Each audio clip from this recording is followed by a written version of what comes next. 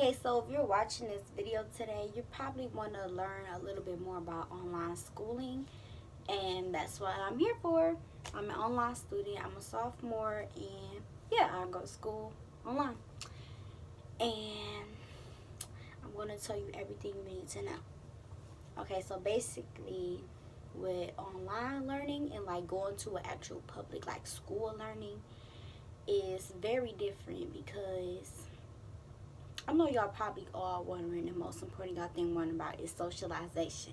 Okay, with socialization, I say it's a little bit harder. Well, it's a lot bit harder because when you go in a regular public school, you see your friends or at least people you can talk to all day, all the time. You always interacting with other people. Whereas with online school, there's not as much interaction. But if you make an effort to socialize more, then you can. It's like opportunities that you can, like if you put yourself out there. But if you just like go to school, then you probably not gonna have that much interaction. So yeah. So on to the next thing, clubs and activities.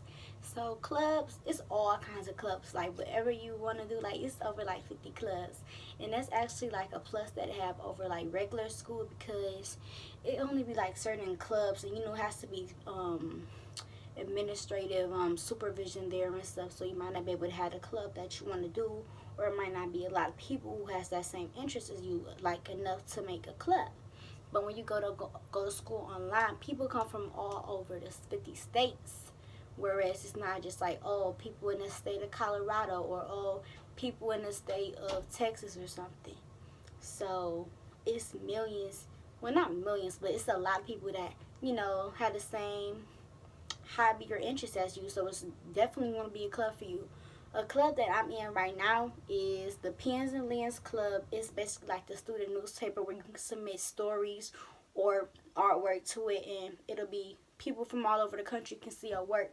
So that's a benefit that you probably wouldn't get at a normal traditional school. Um, what else about clubs? For sports, it's this thing where like it's a weekly. It's like it could be like wacky Wednesdays or workout Wednesdays that they have, and it's these things called live lessons where you can see the teacher and everybody can see the teacher, like kind of like a FaceTime video, but you don't always get to be seen. If the teacher wants you to be seen, or if you want to be seen and you ask the teacher, she say yeah, that's fine, then you get to be seen, but not always. Or you can raise your hand to like speak with the microphone, and you can work out. They work out like every Wednesday. And other sports activities is sports networks that you can join and talent networks that you can join. And yeah, you guys just building a little community of several people from all over the 50 states. So that's pretty cool. Okay, academics. So for academics, I'm kind of like, I have mixed emotions about this because I feel like, well, let's say, as being in 10th grade, I feel like it's a lot of course options. Like, it's a medical terminology class that I took this past semester. I took a medical terminology class. And this semester, I'm taking a medical assistant class and have all type of classes for whatever profession you think you're going into or career field that you're going into. So I feel like that's really good. And, like, they're more, like, detailed, you know? Yeah, and it's more pointed to like what you want to do. Whether as like with a normal school might not be as many options because of funding and who all is interested in this, so they might like give you the basic little run around.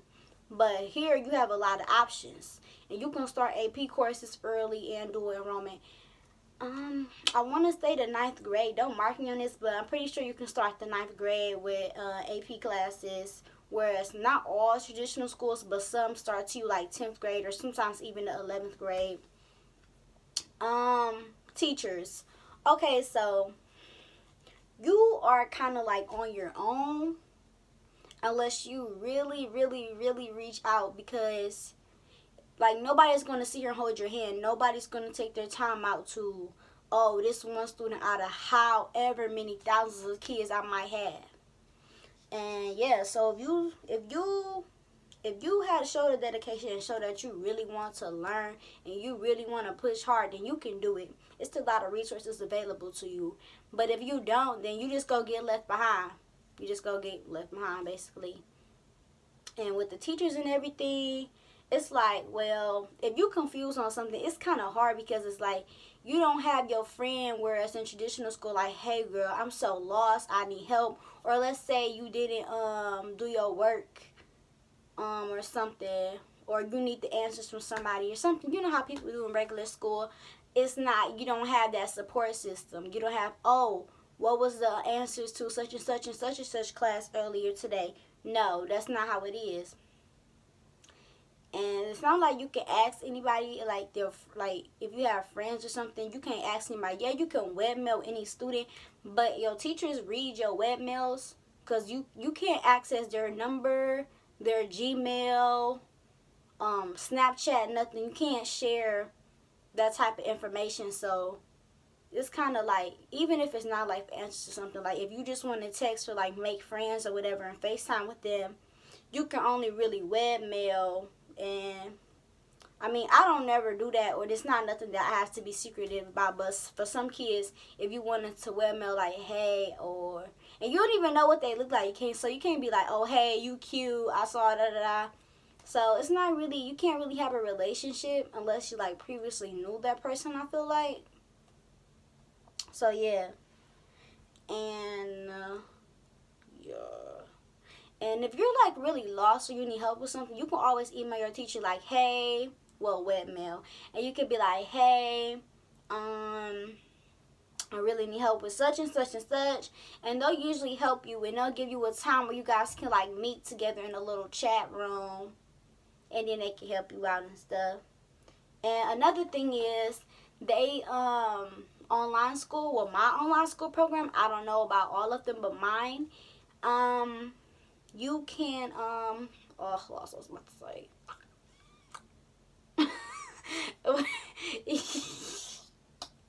I really forgot what I was about to say.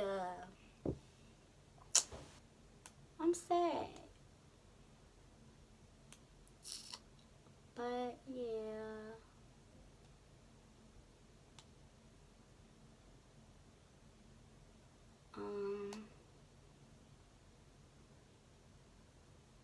Oh, well, live lessons, you don't have, it's these things called live lessons where it's like the teacher is teaching to like several students. You guys might be on a certain topic, and you can attend those if you want, but it's not required. And if you work ahead, because you can do that, if you work ahead, then sometimes they might not be on the same thing that you're on. Like, you might be way ahead of that. Or let's say that you worked ahead and you wasn't really doing too well on one part, then you could probably go back to that lesson. Oh, that's what I was saying. They're really forgiving. Like, if you, let's say you totally bombed the quiz. Sometimes it was times where I bombed the quiz when I knew the answer and I like filled in the bubble wrong, because it's like you have to click multiple choice. And or sometimes if I just bombed it because I honestly didn't know what I was doing. The teachers are very forgiving. They're forgiving with deadlines. They're like so forgiving about that. And if you like bomb something, then you can just email them like, hey, can I make this up? Can I redo it? Usually they'll say yeah. Sometimes they'll say no and say you have to work on something else or whatever.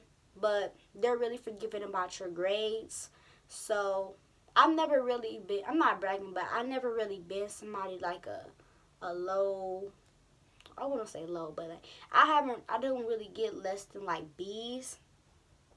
So it wasn't really that, much of an adjustment for me. But for some people, it can either be really good for you because you can have all these resources where you can be one-on-one more with your teachers, and they're forgiving. So like if you need to redo something, that's cool. So if you never had a B in your life, trust me, you will get B's.